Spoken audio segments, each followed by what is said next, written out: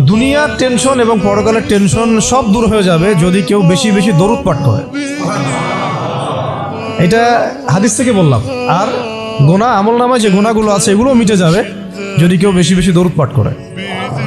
একজন সাহাবী রাসূল সাল্লাল্লাহু আলাইহি ওয়াসাল্লামকে বলেছিলেন, ইয়া রাসূলুল্লাহ, আমি আমার দোয়ার মধ্যে কতটুকু দরুদ পড়ব? আমি কি 4 ভাগের 1 ভাগ দরুদ পড়ব?